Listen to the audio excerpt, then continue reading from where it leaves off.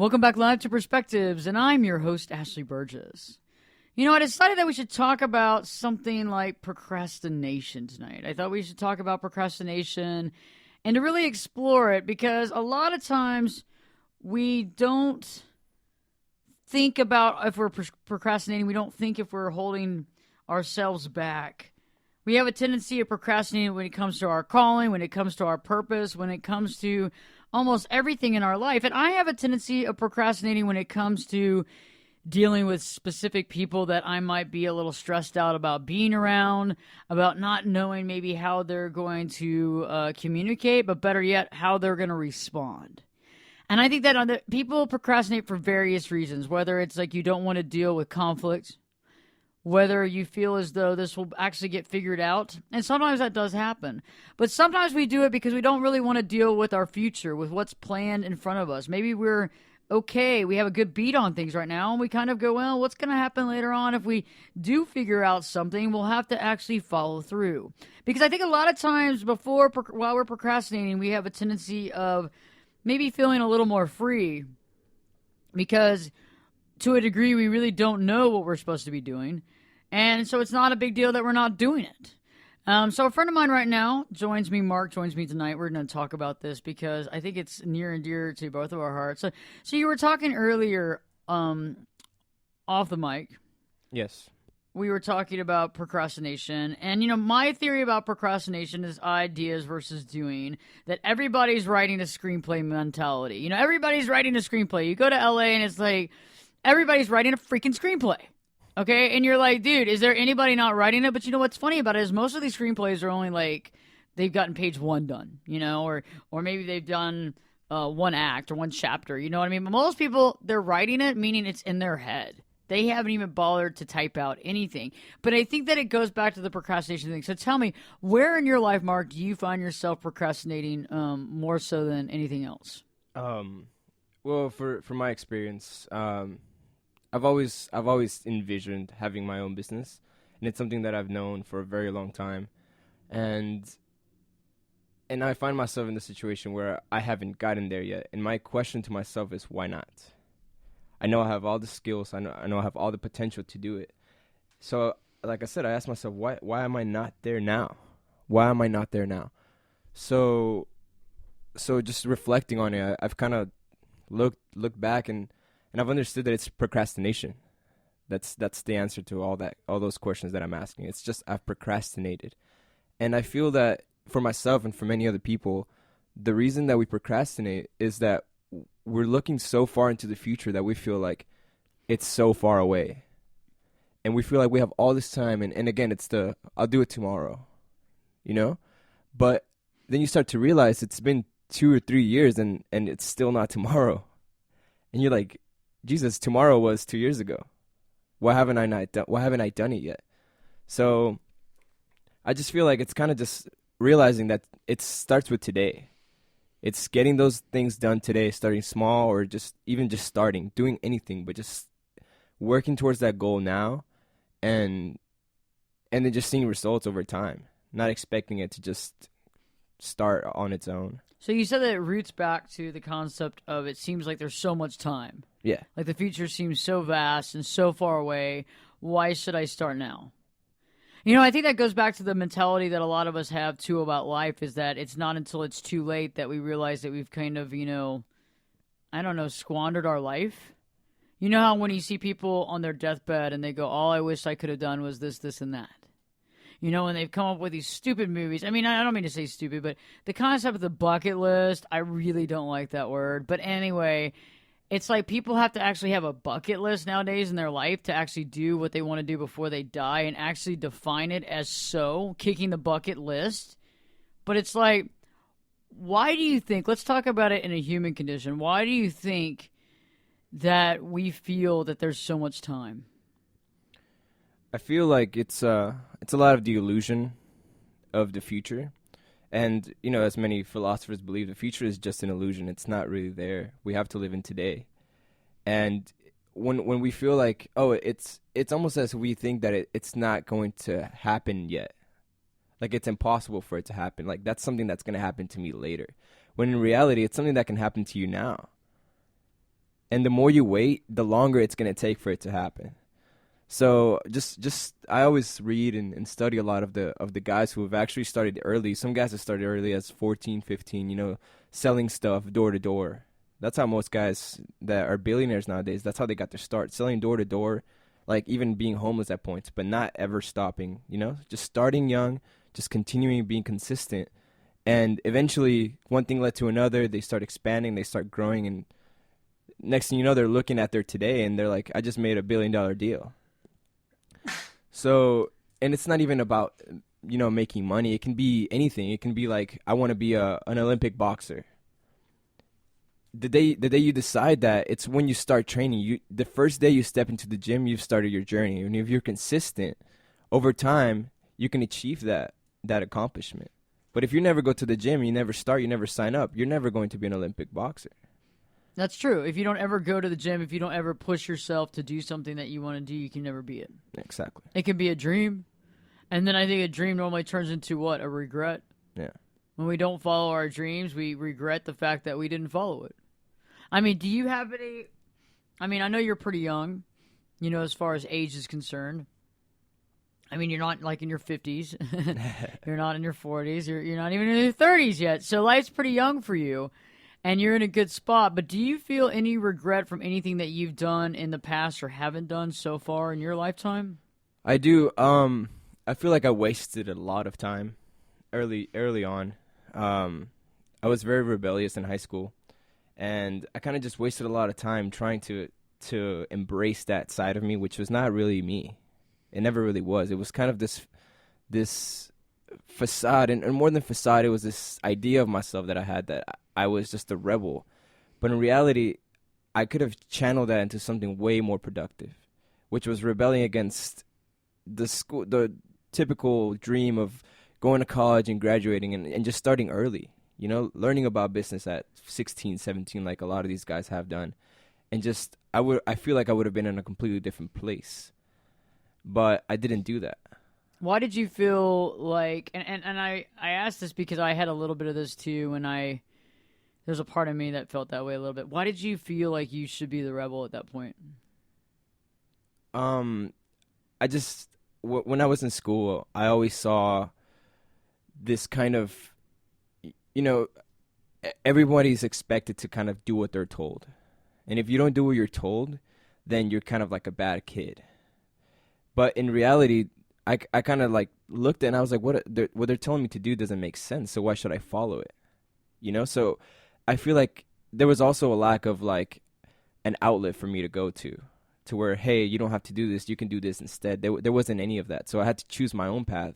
And the only path I saw available was the kids who were getting in trouble. So I was like, okay, let me try this out.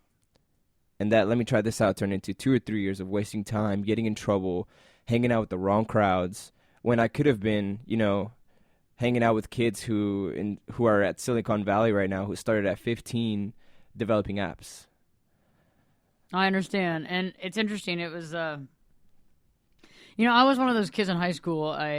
Just a little background on me for anybody that's listening. I was in the top 10 in the nation in debate, and I went through that process, and I debated nationally beginning in my 8th grade year in middle school. And I had really good grades and what have you as well, and so I traveled all over the United States debating. Anyway, long story short, I really feel like I kind of had like a midlife crisis beginning in the spring of my senior year. And, I was debating at all these tournaments, and I was doing all this stuff, and it just like when I finally got done, I just kind of lost it. And what I should have done is I should have taken a little bit of time off, and I should have maybe like gone into a junior college. But I was like, I hated debate. I didn't want anything to do with debate. I applied to all schools that didn't have debate. I mean, and I worked my whole career basically doing this. And, I got accepted and I got dean scholarships to places that did not have debate. And once I stepped foot in that school that I finally chose, I hated it. I had made a really, really bad decision.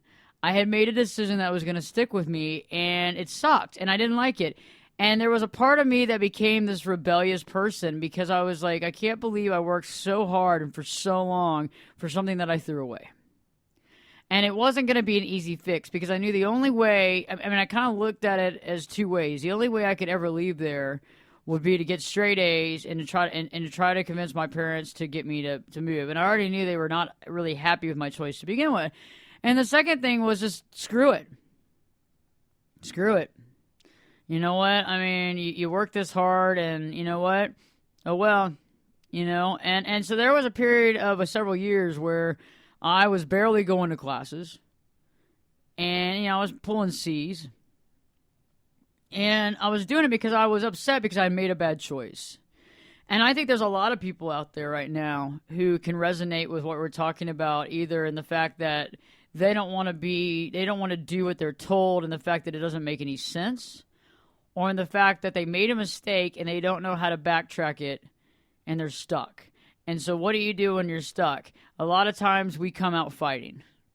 We don't think about it in a logistic way. We don't think about how to legitimately get out of a situation. Instead, how do we think about it? We go, how do I fight to get out of it? And what can I do to get myself out of this place right this second? And that's how I feel about that. Yeah, I agree with that. And there's this quote by Steve Jobs that I love. And he said, I have looked in the mirror every morning and asked myself, if today were the last day of my life, would I want to do what I am about to do today? Whenever the answer has been no for too many days in a row, I know I need to change something. Now, I love that because I feel like that's how we should think. You know, if something doesn't feel right and we're not happy in today, there's something wrong. And I feel like the perception that a lot of people have is that they can't do anything about it. Like, this is my destiny. I'm stuck here. This is what is meant for me. When in reality, you can really make drastic changes. You can stop one day and just say, just forget it all and just start something new and just really take your chances. And people who have done that in the past, there's stories of like rags to riches or whatever, people who have like done amazing things from those decisions where they just quit their job one day. And I'm not advocating quitting your job, but if that was what your gut was telling you, maybe that's a decision that you need to analyze, because a lot of people who have done that with an actual purpose and plan have gone really far from it. And as far as procrastinating, it's like some people come to that point where they're like, okay, this is what I need to do. I need to stop doing what I'm doing and get there. The question is when. Next thing you know, it's been 2, 5, 7 years and they're still in that job that they hate. And they're still talking about one day I'm going to do this and that. But they never do it. And I feel like that's one of the biggest problems, because a lot of those people have all the potential. But as one of my friends said, who moved to LA, he said, there's many people in the streets of LA sleeping on the ground that have potential. So yeah, potential is different. Yeah. Everybody can have potential. It's just what you do with it, right? And I think that's the case. And I like how you put that, because I really do feel that everybody has the ability to do what they want to do in a certain way. I understand that some of us have very big dreams, and at the time we're working with what we can. And I get that there's some people out there working 3 jobs to put their kids through school, to do things, and they're not really happy about, cleaning the toilets at the mall or cleaning people's houses as their second or third job. And I get it. But at the same time, they focus on what they need to do to get to that next level. And I think that a lot of us are in those different types of stages in life. And I think some of us are in that stage where we are just surviving, where we're doing as much as we can, we're surviving, and then we get to another level eventually where we can see the forest through the trees, and we realize that we do have a greater purpose. However, we still have to do this to survive. And then some of us are at that level where they've done everything that they need to survive, and now they're on the point where they're focusing on their purpose 24/7, and they're able to, financially, physically, mentally, emotionally. And then you have those other people that are at that next level. And it's like you kind of look at it, and I think everybody's in the right place at the right time for the most part, but I think the change and the difference with the procrastination issue is when we procrastinate ourselves right out of living. When you have years of your life where you really can't look back at that with any sort of nostalgia.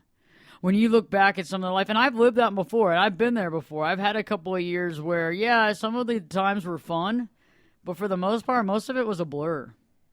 And that wasn't, I learned from that, but I do feel like I wasted time.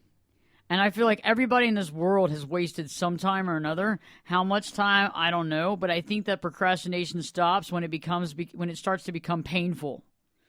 when your stress level gets out of control because you're not doing anything. When you look around and you realize that you're probably missing out on the best years of your life. But basically, procrastination to me is sometimes when we're avoiding what we have to do. Because it's easier to look away sometimes and say, you know what, if I don't know what I'm supposed to be doing, and if I don't know my purpose, if I don't know that I have to act this way, and, for example, with all those kids out there that scream and yell at the Target trying to get mom to buy them something, and they're like, Mommy, buy me that, and you hear these kids screaming and mom's yelling back at the kid and all this stuff. But eventually the kid knows that they're not supposed to do that. And it's kind of like the same thing with us. Eventually we know that we can't keep living a life that we're living because, ignorance isn't bliss. Eventually, ignorance isn't fun anymore. Eventually, we know that there's more behind that, and we know that there's like door number 2. And there we are standing there procrastinating to open door number 2 because we're scared sometimes of the responsibilities that we have, but also sometimes I think we're scared of what the future holds and how much do we have to do and what are we called to do, but better yet, can we do what we're called to do? Yeah. One of the things that really affects me is, like you said, there's people that are in that situation where they're just surviving. I know many people going through that kind of stuff. You meet them on the daily. There's people out there who are having to clean houses, who are having to do this and that, and a lot of them feel like there's no hope. But there is, and I feel like that's the biggest misconception. Like, when you're in the situation, it's hard to see the positives. But I feel like if you have somebody on the outside coaching you, kind of like, in sports, you always have a coach on the outside because it's harder to see from inside. So if you have somebody outside telling you, hey, look, there is this outlet. There's a difference here. It's like a different perspective. You can do this. You can do this differently. It kind of gives those people, I feel like everyone has a way. I feel like no matter how difficult, no matter how, like, I don't want to go into specifics, but I mean, there's people who have had like 7 kids. I know this lady who had like 7 kids and was just struggling. She was working like 2 jobs, and she made an outlet, and she started her own gym and facility and coaching and stuff, and now she's doing great. So I feel like there's always an outlet, and it's just kind of like being positive and finding those outlets and just emphasizing and setting yourself up for success. And not limiting yourself in your mind to where you think, hey, I can't do this, or I'll do this tomorrow, or maybe one day. Just kind of knowing that you can do it and just starting that day. The day you think of it, take a step forth. I like that because I did a show. I think in the past. I think you've heard this show before, Mark. About how everybody gets the wake up call. Mm-hmm. Everybody gets the wake up call, and the reason why this show came about is because I've had several people come to me and say, "Hey, Ashley, does everybody get the wake-up call to their purpose? Does everybody have a purpose, basically, and does everybody have a chance to follow it?" And I said, well, yes. And they said, okay, explain. And I go, everybody has it because it wouldn't be fair if only a few people got it. And because we're all set up on the same equation, we all have to get it, right? We all have to get the wake-up call. But the only difference between the people that take the wake-up call and don't, or because some accepted it and some didn't. And there were times in my life when I heard the wake-up call, sure, and I detached the alarm clock from the wall. There were certain times when I got the wake-up call and I threw the alarm clock out of the window. There were some times when I didn't want to hear it at all. You throw the alarm clock out of the window and then you jump into your car somehow and run over it because you don't want to wake up. You're tired of this. You don't want to do this. I don't want to figure out my purpose. But you know what? There's a time when we all get that call, and some of us are getting that call now on a daily basis, and we're constantly ignoring it. At one point in time, are you going to stop ignoring it? Sure. At what point in time are you going to say, no matter all this stuff I have over here, I'm going to take this call? And like what you were saying, you said, a mother of 7. A mother of 7 kids. I mean, I just met a lady the other day, and she's got, I think, 6 kids and 3 with Down syndrome. And she has created a small little business for herself, and it's not that small. And how she did it was unbelievable, and that's for another show. But we have the ability to be extraordinary, and we have this ability to be just something amazing. And I think that once we eliminate self-doubt, because self-doubt is a killer to purpose. Anytime that we doubt ourselves, we doubt our purpose, it's a double whammy. We end up going home filled with regret. Okay, and let me get this straight. When I'm talking about purpose, not everybody's going to be a freaking rock star, okay? Not everybody's going to be on The Voice. Okay, that's not what I'm talking about purpose. Purpose, there's a plan. There's a divine plan for everybody on this planet. Now, whether or not you want to step up to the plate and accept it, that's for you to decide, because I can't accept your plan and I can't tell you what to do. And I think that sometimes when we procrastinate, however, I wonder if the plan is not ready yet, but I also wonder if we're not ready to take that. Because I think there's a time and place to take that step. Does that make sense? Yeah, absolutely. I feel like there is a time and place for everything, and sometimes it's all about timing. And like I said, sometimes it could be the best decision of your life, but if you don't take it at the right moment, at the right time, it might not turn out to be that. It might not be the best decision ever. So I feel like understanding your timing and knowing what your gut is telling you, like, this is the time to do it. When your gut tells you that, I feel like that's your soul telling you that's what you need to do. And a lot of people don't listen to that feeling. A lot of people just kind of ignore it and say, no, this is what I've been told that I should do. I know a lot of people who, graduated from college and went and got the good old career, and they're making lots of money, and they realize that that's not what they wanted. That's just what they were told they should do. And that really drove me away from that thought, because I don't want to be in that situation. So by hearing that stuff and knowing that that's not what I want for myself, I didn't just follow what everyone else was doing, because I'm setting myself up for failure if I do so.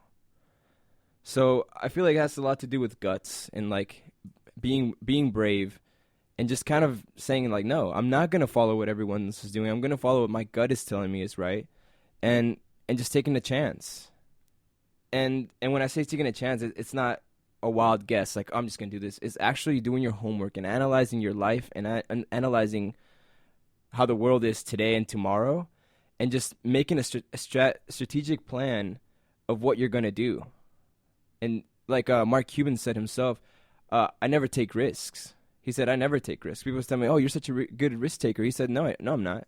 I don't take risks. I do my homework and I analyze every decision that I make so that I end up not taking risk. And I feel like that's a really good idea, because if you study your decisions and you make good decisions, you don't have to worry about risk. All you have to worry about is timing.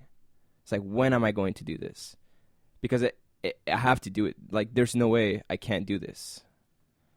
I agree with you, and timing is everything. And I think really, while we're wrapping up tonight, and this was another off-the-cuff show, and I think this is a really cool off-the-cuff perspective show, because I think this delves into the real things that we're all dealing with. And I think first off is we both agree that regret sucks.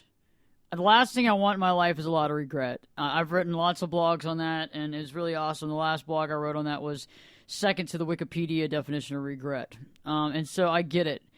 I understand regret pretty well, and I have clients that come into my office all the time dealing with regret. And the last thing you want is a boatload of regret to deal with. And so the first thing is to really, like Mark was saying, follow your gut, follow your heart. Listen to yourself telling you what you need to do, what you should be doing. And I think that's the first and foremost. And if we don't listen to ourselves, guess what? There's a lot of regret there. The next thing is that you have to remember that ignorance is not bliss. Ignorance is not bliss. It's the opposite of whatever they tell you, because you can't get your life back. You can't get the time back. You don't ever save up. I hear people all the time saying, well, I took a plane because I'm saving up on my time. I'm saving my time. Well, you're never saving your time. You can't save time. You can't save time in a bottle and have it up on the back end. You have to use this time, and you have to use it wisely. That's why people talk about wasted time. That's why people talk about, buying time, wasted time. There's a whole burning time. I mean, think about it. We have to realize that time, there's only a finite amount of it. And because there's a finite amount of it, we have to look at every day as a present, as a gift. That's why they call it the present day, because it's your present. FYI. So if you look at it that way and you realize that every day is a gift, you understand that because you got this gift, you must be a unique individual. Not only must you be a unique individual, but your purpose must just be as unique as you are. So if you actually do your homework, open your mind, maybe do some prayer. What about some meditation for you that don't like prayer? And for the prayer people, you're not into meditation, pray. It's kind of a similar thing, okay? Anyway, so you start doing that and you start focusing on things and you start clarifying your life and you start taking all the negative stuff out of your mind and you start organizing your mind and you start putting everything together and start realizing who you are. Once you figure out some of that purpose, it's going to come full circle. You're going to find it, you're going to be it, and you're going to love it. And that's the key here. And that's why we did today's show, is that we want you to just really focus on the fact that you have a purpose. So that question's been answered. There is no you don't have a purpose. So you do have one. So yes, you do have one. So you know that you can look for it because it's there. The next thing is that it's unique and it's going to be individual. So that also means that just because Mark's purpose is one thing and my purpose is something, that our purposes might not have anything to do with yours, okay, because we're all unique and we're different. So that's an answer to a second question you might have. And the third question I think that you might have is, where do you begin? And I think that you have to begin within yourself. And you have to begin with writing and journaling and how you feel and the things that matter to you and the things that, make you smile and the things that make you cry. And I think you got to focus on those things and figure out what matters to you and what do you value and how can you take what you value and take it to the next level. And I think that's what you're going to do. Hey, Mark, I really appreciate you joining me tonight. Thank you, Ashley. And are you going to work on that procrastination? 100%. I'm really tired of feeling like I'm missing out on something. So I hope that that's what I end up doing. Just start. How do you think you're going to start? Well, I already started. I just decided a few days ago that I just had to. So I had a bunch of savings, and I kind of just what I started doing is networking and talking to people looking for potential partners. That's my first step. So that's what I'm working on now. So you're being proactive. So for everybody out there, become proactive. Listen to yourself. Make your own decisions and realize there is no exact formula. It's your own formula, and you can create it, and you can make it, and guess what? You're going to amaze us all. Stay tuned. I have a great show for you next. And Perspectives with your host, me, Ashley Burgess, will be back this time in 3 shakes.